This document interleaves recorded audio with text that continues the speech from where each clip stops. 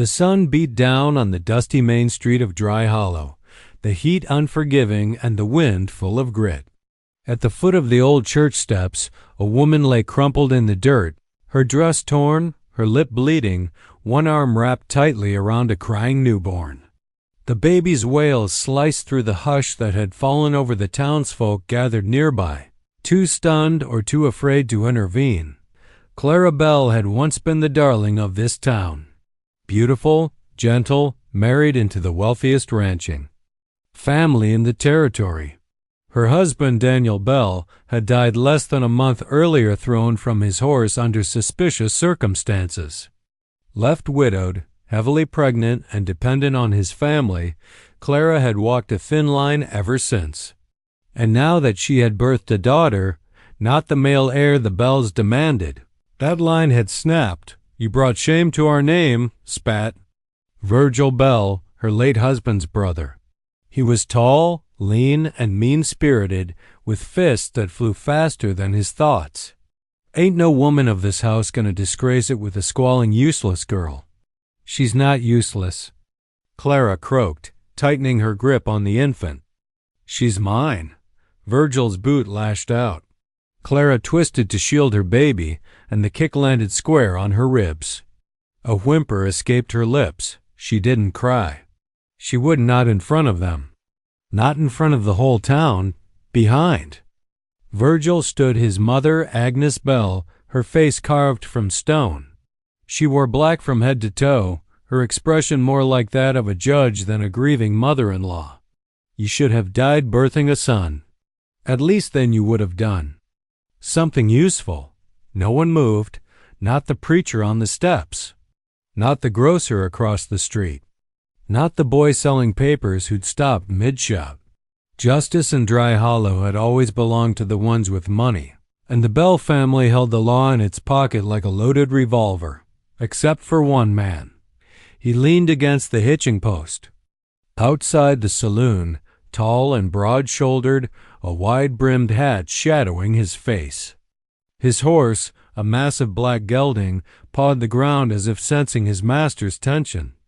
The man hadn't spoken, not yet, but his hand had crept slowly to the butt of the Colt holstered at his side. Luke Cutter didn't look like a man who'd ever belonged anywhere. He wore worn leathers and carried the silent weight of someone who'd seen more death and peace. Most folks figured he was ex-military. He bore himself like a man who'd ridden into battle and lived to regret it. He'd only been in Dry Hollow a few weeks, kept to himself, said little.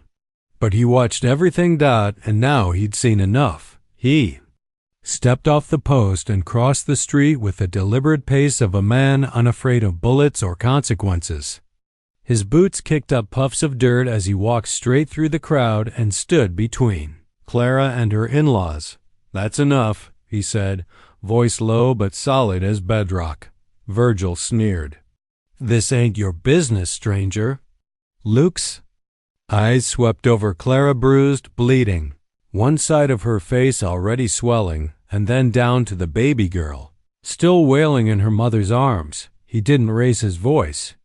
He didn't draw his gun, but when he spoke again, the whole town felt it. "She is now." With one arm, he gently helped Clara to her feet. She wobbled, but he steadied her, his grip firm and sure. She looked up at him, eyes full of disbelief and exhaustion. Luke nodded once, wordlessly telling her to trust him.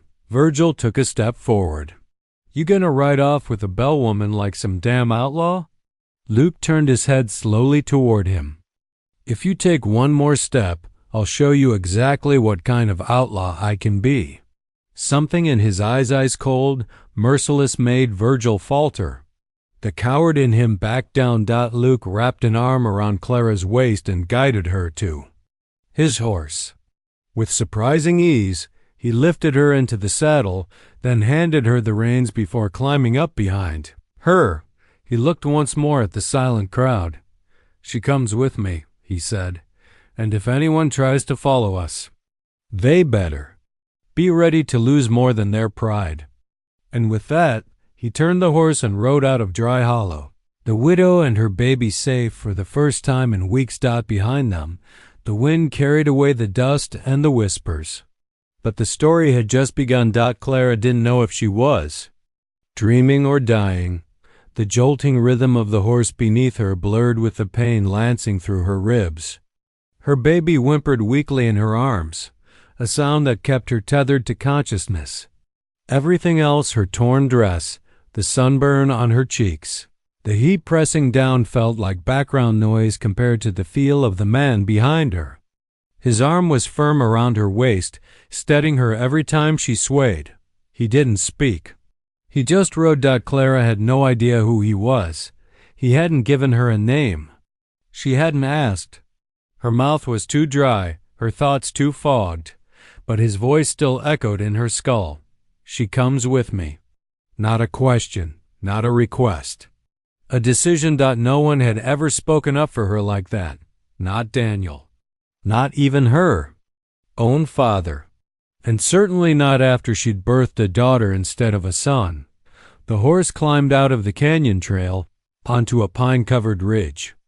Clara blinked, lifting her head weakly to take in the trees. Cool shade, a breeze that smelled of sap and mountain water. They were far from town now, far from the bells, from the judge, from the shame and bruises she hadn't yet processed. Horse slowed. The man dismounted first, then turned and caught her as she began to slip. "I've got you," he said simply. His hands were strong but careful, like he was used to holding broken things. He set her gently on the grass, crouched beside her, and pulled a canteen from his saddlebag. Without a word, he held it to her lips. The water hit her throat like fire and ice all at once. She coughed. He waited. Let her try again. This time, she drank deeper. Enough to wet her lips, ease the pounding in her head. He sat back on his heels. "You're safe now." Clara stared at him. He wasn't what she expected. She thought he'd look wild, dangerous. Instead, there was something quiet about him. Solid. His face was sun-worn, with a hard jaw and short stubble. His eyes gray. Maybe blue or unreadable. Not cold exactly. Just watchful. "Why?" she rasped. "Why did you help me?" He shrugged once. "Didn't see anyone else stepping in." "But you don't even know me." "I saw enough." She looked down at her baby, who had fallen asleep against her chest. "They'll come after me. Let them." His voice was iron. "You're not going back." Clara stared at him, and something in her chest cracked. It had been days since anyone had looked at her without judgment. Weeks since she'd been touched without harm. Months since she'd felt hope. "Who are you?" she asked softly. He hesitated. Luke Cutter. The name didn't ring a bell. Just a drifter, maybe, or an ex-soldier, based on the way he moved. He wore a gun like it was part of his body, not just a tool. His boots were army issue, but worn thin. His voice was Western Desert flat and slow. "I'm Clara," she said. "Clara Bell. And this?" She glanced down at the child in her arms, emotion clogging her throat. "This is Ruth." Luke looked at the baby, then away. Something flickered across his face, an old sorrow maybe. But he didn't say anything, just nodded once. "I've got a place," he said. "Not far. You can rest there." "You don't have to." "I know." He looked at her again, this time holding her gaze. "You don't owe me anything. You and the baby, you needed out. I couldn't watch them do what they did." Clara blinked fast. Her ribs ached and tears burned in her throat, but she held them back. She'd cried too much already. "Thank you," she whispered. Luke nodded, then stood. He picked up her baby with surprising ease and nestled the child in the crook of his arm. Then he extended a hand down to Clara. "Come on," he said quietly. "You're not done yet."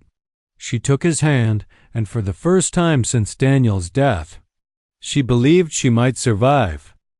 Luke Cutter's cabin was little more than a scar on the edge of a pine ridge, half swallowed by the woods and forgotten by time. The walls were weathered logs, moss clinging to the sides, the roof patched with bark and hand-cut shingles. But the structure stood solid, anchored to the rock, like it belonged to the land more than any man ever could. Clara clutched Ruth tight as Luke lifted her off the saddle and carried her to the door. Her ribs still burned with every movement, and her feet hadn't touched the ground since he'd found her in Dry Hollow. But here, surrounded by trees and sky and silence, something in her unclenched for the first time in weeks. Luke nudged the PA. Door open with his shoulder. Inside, the air was cooler. Shadows danced across the walls from the open hearth. The space was one room, simple, rugged, but clean. A rough-hewn table, 2 chairs, a small cot beneath a shuttered window, and a thick bearskin rug stretched near the fireplace. "You'll sleep there," Luke said, motioning to the cot. "It's softer than it looks." He set her down with careful hands, then crouched to build the fire. Clara watched him move, efficient, wordless, practiced. He didn't make small talk, didn't ask questions, just struck flint to steel until sparks caught kindling, and warmth began to rise. Ruth stirred and let out a tiny mewl. Luke stood and moved to a tall cupboard tucked into the wall. He pulled out a can of milk, a dented kettle, and a small tin of molasses. "She's too small for anything solid, but this'll hold her till your milk comes back." Clara blinked, surprised. "You've done this before?" He paused. For a moment, she thought he wouldn't answer. Then he said, "A long time ago." She didn't press. Something in his tone warned her not to. He poured water into the kettle, added the milk and molasses, and placed it over the fire to warm. Then he grabbed a clean rag, twisted it into a tight cloth nipple, and handed it to her when it was ready.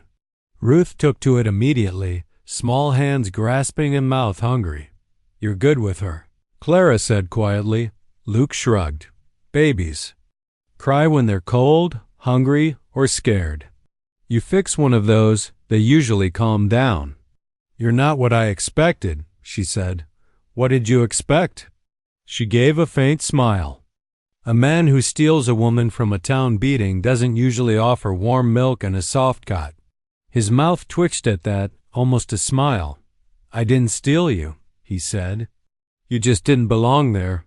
"No," she whispered. "I didn't, but I didn't belong here either, not until now." That silence came again. Not awkward, just weighty.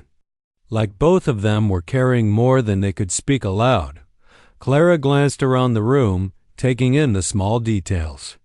The tools by the door, a long rifle hanging above the hearth, a worn wooden cradle pushed into a dark corner, dusty, but unmistakable. Her eyes lingered there. "You had a child," she said softly.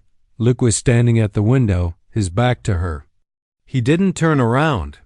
"A daughter. What happened?" His hands tightened slightly on the window ledge. "She died." Clara swallowed, her throat aching for him. "I'm sorry. So am I." The baby had fallen asleep again, warm, and fed. Clara held her close, stroking her cheek. "Did she look like Ruth?" He nodded. "She had the same fists, always clenched, like she was ready to fight the world." Clara smiled faintly. "Maybe she was." Luke finally turned. His face was unreadable again, guarded, quiet. "You can stay here as long as you want. The Bells won't find you up here. And if they try ... His hand dropped instinctively to the revolver on his belt. "I don't want more blood," Clara said. "I've seen enough of it." "So have I," he replied. "But I'll spill it if I have to." Clara didn't argue. Instead, she looked around the cabin again, at the hearth, the cot, the cradle in the corner. It wasn't a palace. It wasn't the Bell Ranch or a fancy house in town. But there was something sacred about it. Something. "Still, I'd like to help," she said after a moment. "Cook, clean, fix what I can.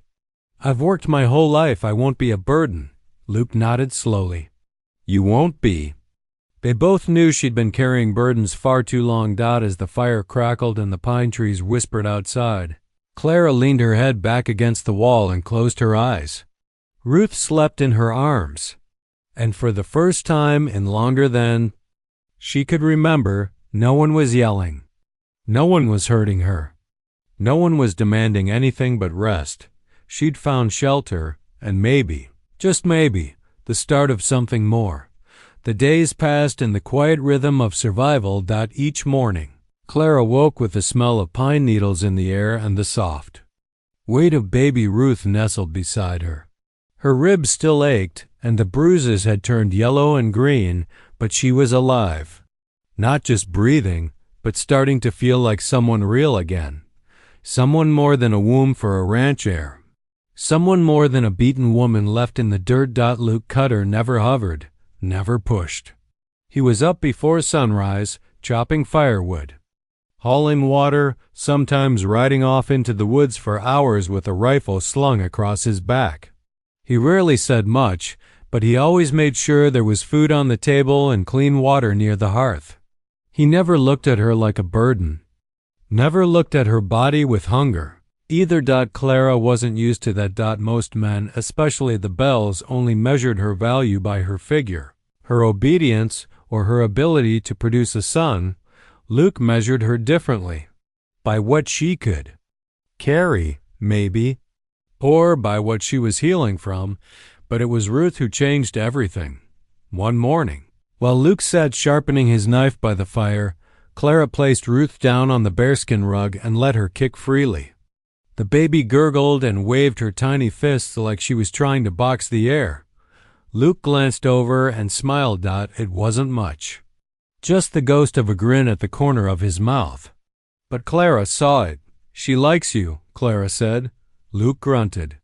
"She's got a mean right hook. You seen that?" "She gets that from me," Clara said dryly. "The Bell blood wasn't good for much, but I've got grit." Luke's smile faded, replaced by that shadow he wore when memories crept in. He looked at Ruth, but she could tell he wasn't seeing her. He was seeing someone else. "Your daughter," Clara said gently. "Was her name Ruth, too?" He shook his head. "Emmy, short for Emerald. Her mother liked the sound of it. What happened to her?" Luke set the knife down, eyes fixed on the fire. "She got sick. Real bad. We were too far from any town. And by the time we got help, it was too late." "She was only 2. Clara's heart ached for him. "I'm sorry, Luke." He didn't respond, but his jaw tightened. "She was tough," he said after a long pause. "Always laughing. Wouldn't sleep unless I sang to her. Can you still sing?" Clara asked with a soft smile. Luke huffed.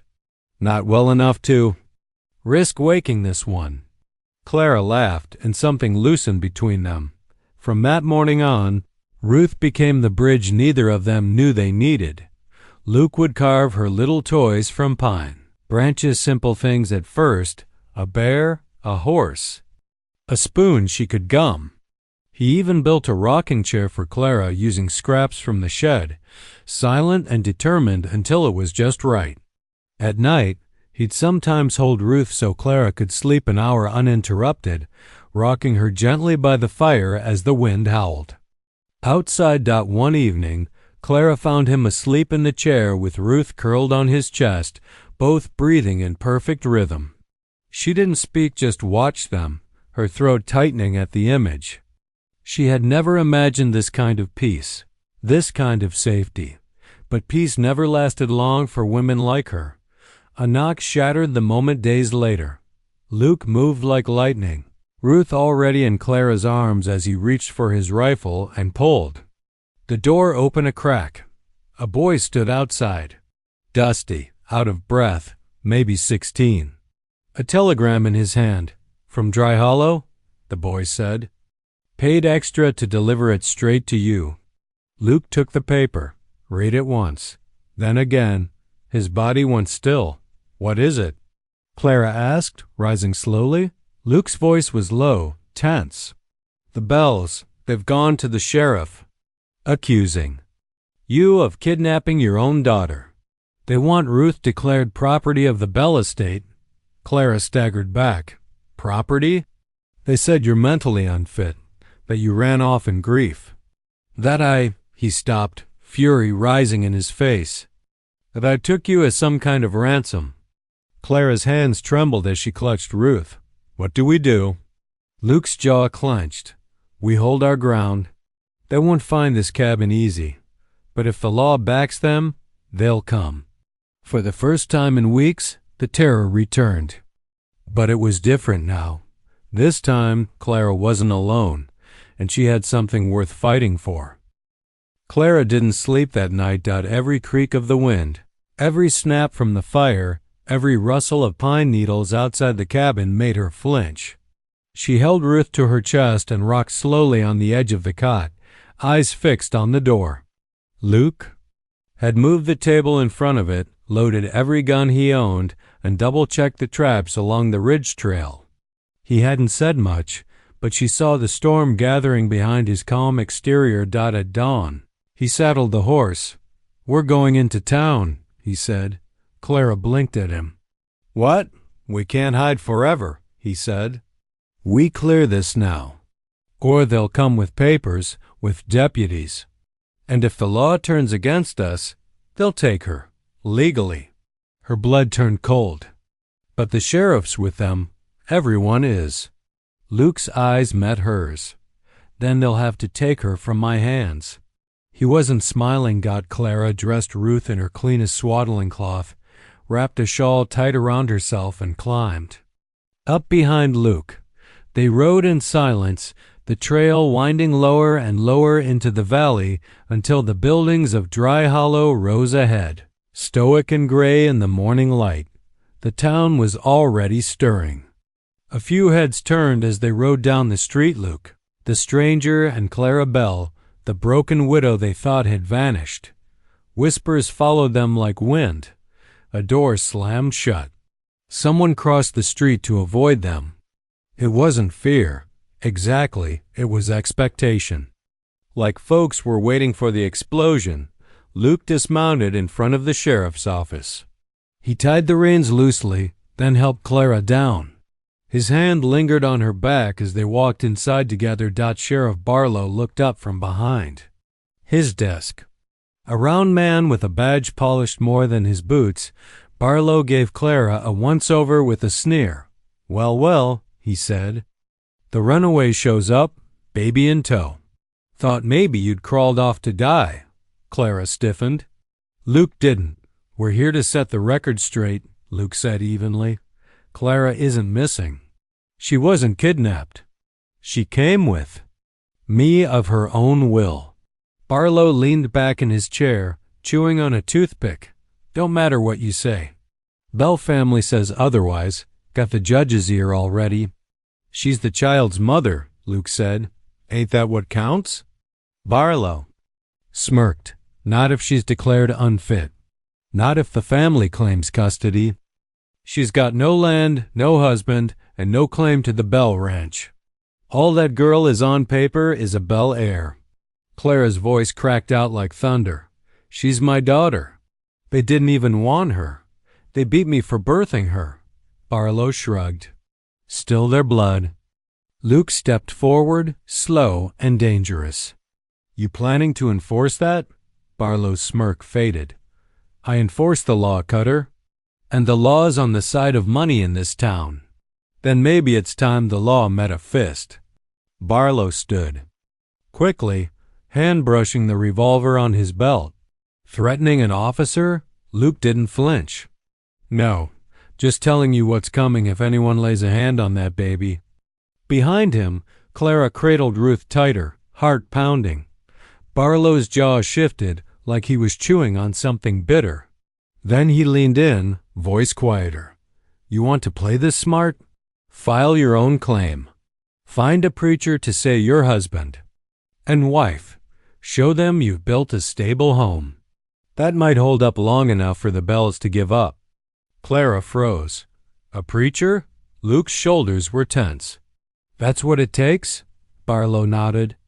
Or else they'll file for guardianship and you'll lose her by next week. Luke turned to Clara.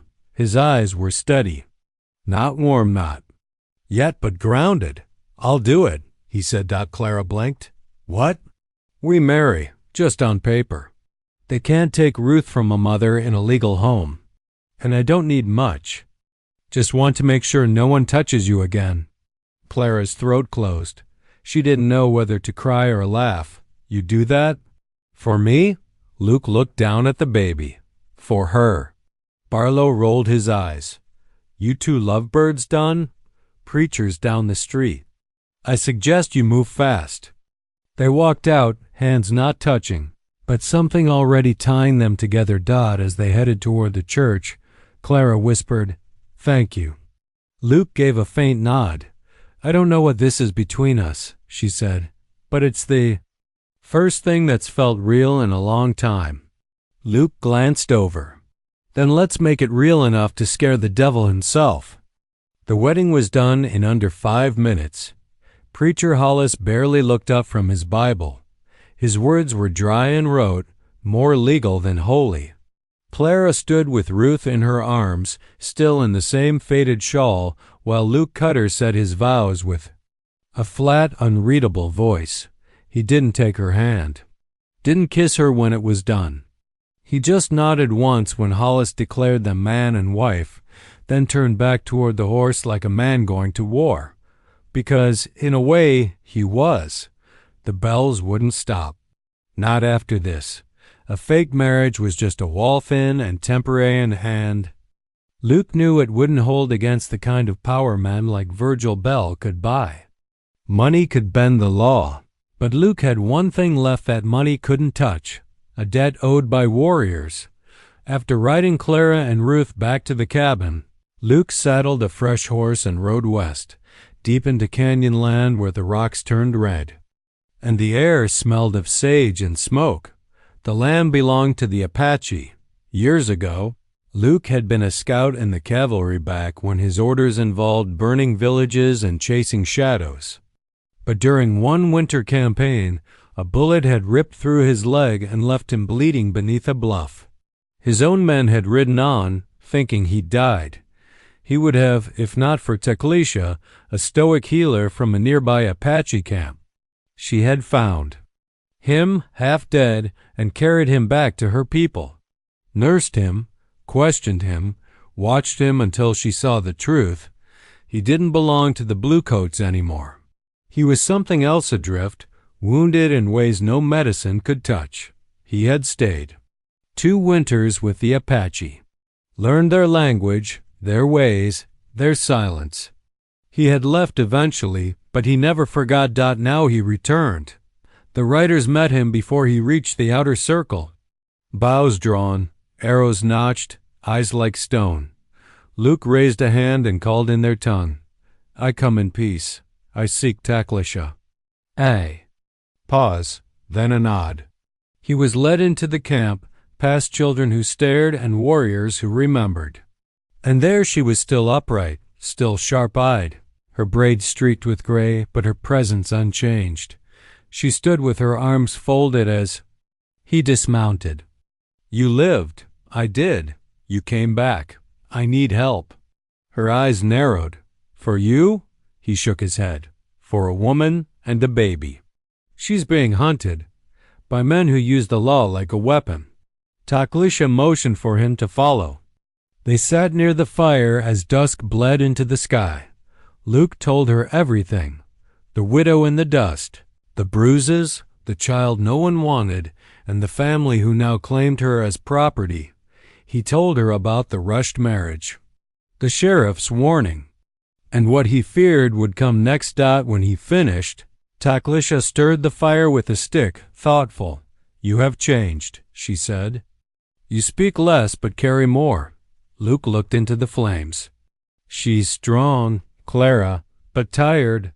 She's seen too much pain for one life. And the baby? He hesitated. Feels like a second chance. For her. Maybe for me. Teclisha gave a slow nod. We owe you a life, she said. You saved one of our boys from the cavalry's blade, and we do not forget debts. I didn't come to collect. Luke said. "But you still carry that wound in your leg, yes?" He smirked. "Faintly. Hurts in the cold." "Then it is ours to repay." She rose and motioned to one of the younger warriors. A tall man named Koshin gave instructions in their native tongue. Within an hour, 4 Apache warriors were saddling horses. Scouts, silent as ghosts. They will not kill unless forced, Taklisha said. But they will watch, guard, warn you if danger comes. And if those men try to take what does not belong to them. She didn't finish the sentence. She didn't have to. Luke stood, gratitude in his chest like heat. "I owe." "You." She shook her head. "You already paid. Just promise you will not let fear make you small again." "I won't." He left before midnight, riding hard through moonlight, the warriors behind him like shadows. He didn't know what he was returning to, but now he wasn't alone. The air smelled wrong before Clara saw the smoke. She'd just stepped outside with Ruth bundled in her arms, hoping the cool mountain morning would soothe the baby's fussiness. But instead of the usual clean scent of pine and damp earth, she caught the bitter tang of burning wood. It wasn't the hearth. It was something farther off. Bigger dot. She froze. Then she saw the first thin ribbon of smoke, curling above the ridge. Her stomach twisted. Luke had been gone for 2 days. Said he'd return before sunset the day prior, but the sun had risen and fallen again, and now she was alone. At least she thought she was, until the snap of a twig behind her shattered the silence. She turned fast, clutching Ruth tighter. Virgil. Belle stepped out from the trees, flanked by 2 rough-looking men with pistols at their hips and cruelty in their eyes. Virgil's face was smug and red from the climb. Sweat beaded his temples, but his voice came slick as ever. "Well now," he drawled, "ain't this a pretty little scene? Widow Belle playing house with a mountain drifter." Clara backed toward the cabin. "You're trespassing." Virgil grinned. "You're trespassing on Belle property, darlin'. That baby's Belle blood. That makes her ours. I'm just here to collect." "You never wanted her," Clara said, voice shaking. "You called her a burden. You kicked me for birthing her. I also said we needed an heir. And with Daniel gone, that girl is the closest thing we've got. You're not taking her." "Oh," he said, smile darkening. "I already have." He nodded at the men. One stepped forward and grabbed Clara by the arm, wrenching her away from the doorway. She screamed, but the other ripped Ruth from her arms. The baby shrieked, tiny fists flailing. "No!" Clara struggled, kicking and clawing, but the man hit her across the face hard. She fell to the dirt, the world spinning. Virgil leaned down and sneered. "This is what happens when you forget your place." Then he struck a match. It was small, almost pitiful, but when he tossed it through the open cabin door onto the bearskin rug, it took like it had been waiting for fire all along. Clara screamed again. Smoke billowed out almost instantly. Flames danced across the floor, licked up the table legs, climbed the walls. The cabin was on fire.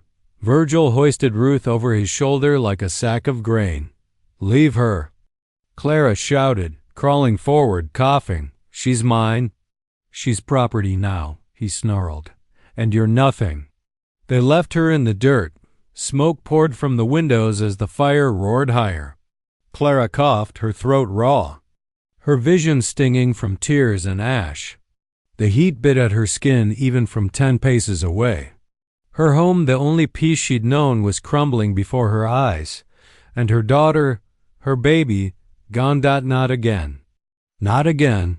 She stumbled to her feet, bleeding from her lip, one eye swelling shut.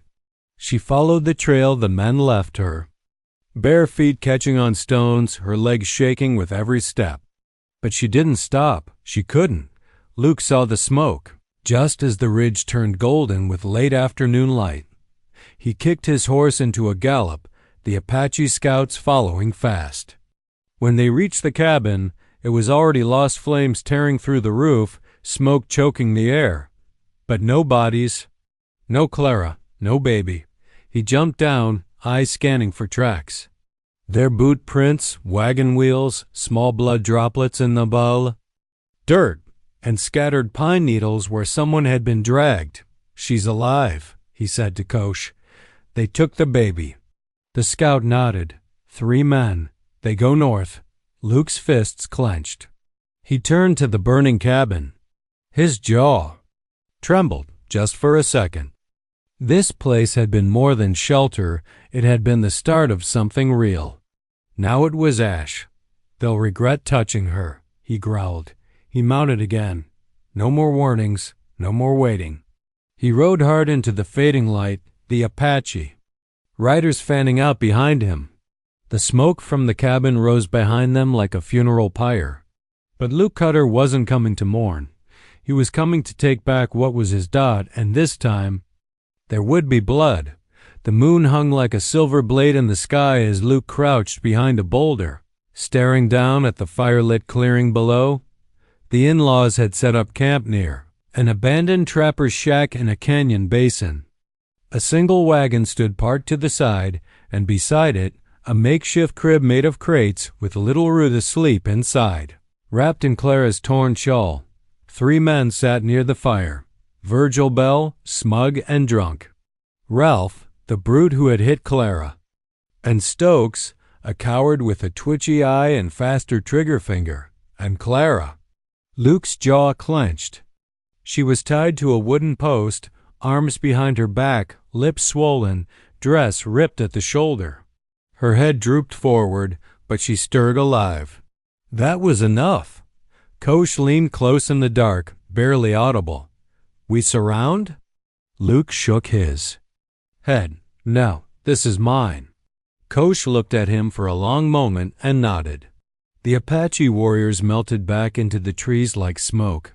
Luke moved like a panther, low and silent, his Colt drawn and blade strapped to his thigh. The canyon swallowed his footsteps. The wind even seemed to hold its breath. He took down Stokes first, a quiet step behind the tent, then a hand clamped over the man's mouth, dragging him back into the shadows. The knife slid in under his ribs without a sound. The body never hit the ground. Luke left it sitting behind a barrel, eyes still open. Next was Ralph. The brute had just stood up to relieve himself, moving into the brush behind camp. Bad timing. Luke grabbed him by the back of the neck, slammed his head into a tree once, then again and again, until the man crumpled. 2 down. That left Virgil. He was whistling, rocking back on a camp chair, sipping from a bottle of rye whiskey. Like he didn't have a worry in the world. Luke stepped into the FIRELIGHT. Virgil looked up and froze. You, he breathed. Me. Virgil reached for his gun, but he was slow, and Luke was not. The shot rang out like thunder in the canyon. Virgil's pistol flew from his hand, and he screamed, clutching his bloody wrist. You'll pay for that. He howled. You're just a... Luke fired again, shattering the bottle of whiskey and splashing fire across Virgil's coat. The man fell, screaming, rolling in the dirt to smother the flames. Luke walked forward, slow, deadly calm. You beat her, he said. You dragged her from her home. You took her child. Virgil gasped, spitting dirt. She's my family's blood. She's mine now. Virgil lunged with a knife, but Luke caught his wrist, twisted, and slammed him to the ground. The blade clattered away. Luke pressed the barrel of the Colt to his throat. No lawmen's coming, Luke whispered. It's just you and your maker now. But he didn't shoot. Instead, he turned and walked to Clara, cutting her ropes. She collapsed into his arms, trembling and hoarse. You came, she whispered. I'll always come. She sobbed into his chest. He held her, breathing in her scent like it gave him life. Then she pulled back. Ruth, I saw her. She's safe. Together they stumbled to the wagon. Luke lifted their baby into Clara's arms. The child cooed, blinking up at her mother. For the first time in days, Clara smiled, truly smiled. Behind them, Virgil groaned. Clara turned, eyes cold. Let him go. Luke blinked.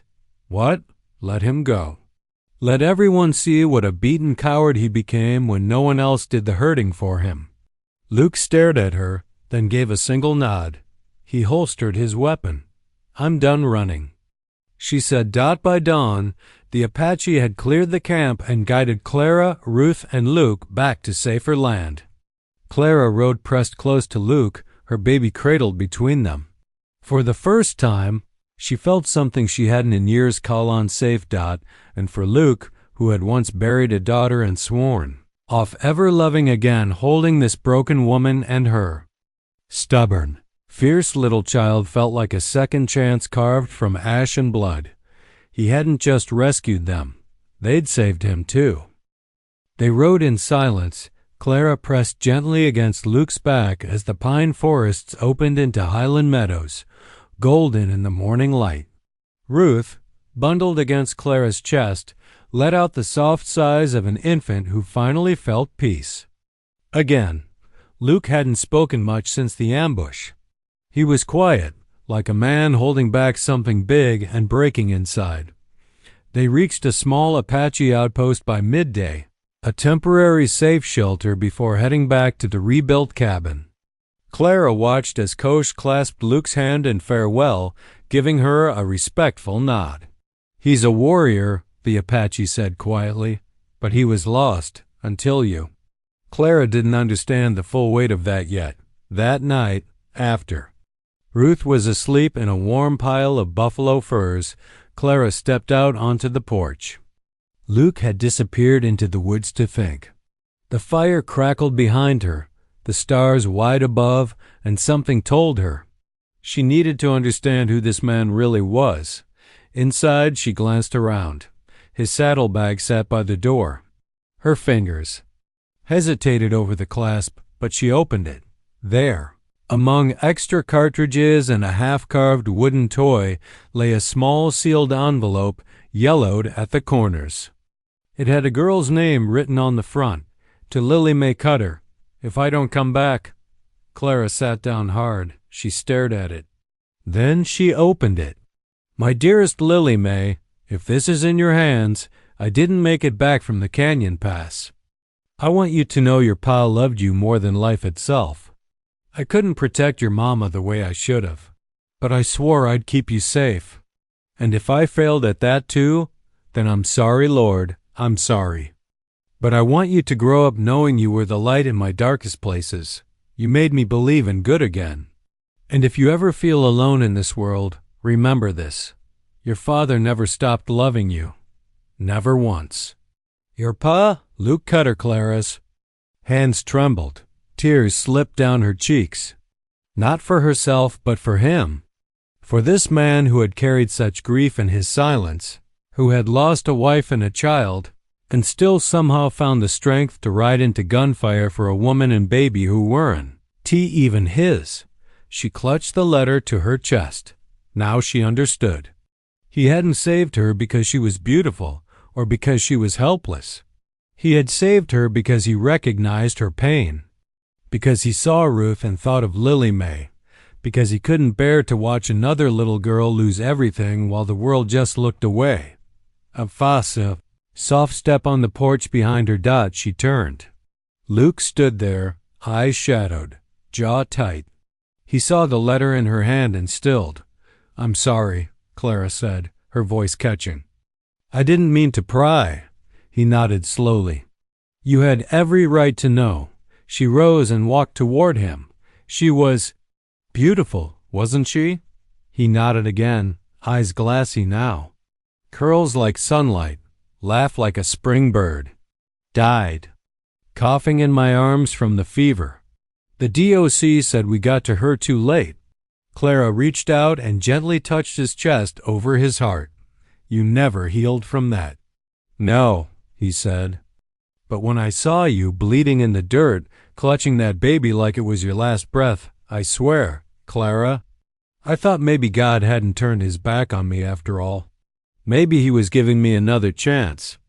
Tears welled again in her eyes. You saved us. He shook his head. You're the strong one. I just got mad enough to do something. No, she whispered, stepping closer. You didn't just save me. You reminded me I was worth saving. And then, like it was the most natural thing in the world, she kissed him. It wasn't a hungry kiss. It wasn't desperate. It was grateful, tender, and full of something old and aching, like two broken hearts finding in each other a way to beat again. When they pulled apart, he leaned his forehead to hers.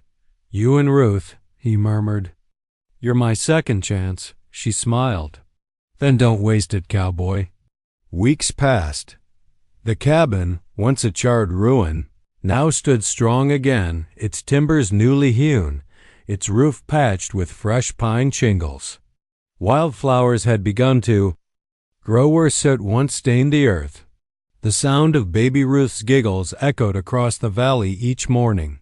As if joy itself had rooted into the soil, Luke had rebuilt the place with his own hands, but this time every nail and beam told. A different story.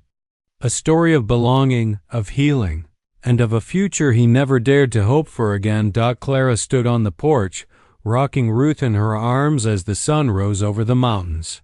Her hair blew gently in the breeze, and her eyes scanned the land like it finally meant something to her, like it was home. Luke came up behind her, fresh from checking the trap lines. His shirt clung to him with morning sweat, and he held a bouquet of wild lupines in one calloused hand. Flowers for the prettiest woman on this side of the Rockies, he said, grinning shyly. Clara turned with a smile, accepting the offering. You know, you don't have to keep trying to charm me. I'm already yours. He tilted his head. Well, I figured I ought to practice for what I'm about to do next. She blinked. What do you mean? Luke stepped closer and reached into the pocket of his coat. Slowly, he pulled out a small carved box. I started this before the cabin burned. Thought maybe one day I'd have the courage to give it to you. He opened it. Inside was a simple silver ring, set with a piece of turquoise the color of Ruth's eyes. Clara gasped softly, her free hand flying to her lips. Luke dropped to one knee in the dirt, his voice gruff but full of quiet truth. Clara Bell, you saved me in ways I can't even name. You brought light back into a life I'd already buried. You gave me a reason to fight, to feel, to build again. So I figure, maybe I could spend what's left of my days making you feel as safe and loved as you make me feel. She stared at him, stunned. Ruth gurgled happily between them. Luke looked up, lips twitching. I ain't got much to offer. Just a home, a name, and a heart that only beats for you. But if you want it, I'd be honored to call you my wife. Clara's eyes overflowed with tears. She knelt down beside him in the dirt and cupped his face in her hand. You already gave me more than any man ever has. You gave me peace, Luke. You gave my daughter a father. And you gave me the strength to love again. She kissed him firm, certain, warm. Yes, she whispered against his lips. Yes, I'll marry you. That night, they lit a fire in the hearth for the first time as a betrothed couple. Clara laid Ruth in her cradle and sat by Luke on the porch, where the stars hung low and bright like witnesses to something holy. The mountains stood tall around them, the breeze whispering through the trees like a lullaby. And for the first time in years, neither of them felt alone. Luke pulled her close. You sure you want this life? It's quiet. It's hard. It ain't got much glamour. Clara rested her head on his chest. It's everything I ever dreamed of. Quiet, safe, real. And the in-laws? He asked lightly. She chuckled. They're gone. And even if they weren't, they'd never lay a hand on me again. His arms wrapped tighter around her. Damn right they wouldn't. They sat in silence for a long while, listening to the world settle into sleep. Inside, Ruth stirred in her cradle and let out a sleepy sound, Luke smiled. She's gonna be strong, that girl. She already is, Clara said, and she's going to grow up loved. That's what matters most. Luke kissed the top of her head. And with the firelight flickering inside and a baby dreaming safely just beyond the door, the widow and the man who had lost everything found a kind of peace neither thought they'd ever earn, not in this lifetime. But here they were, proof that broken things could be rebuilt, just like cabins. And sometimes, when the right hearts found each other, even the harshest land could become a home.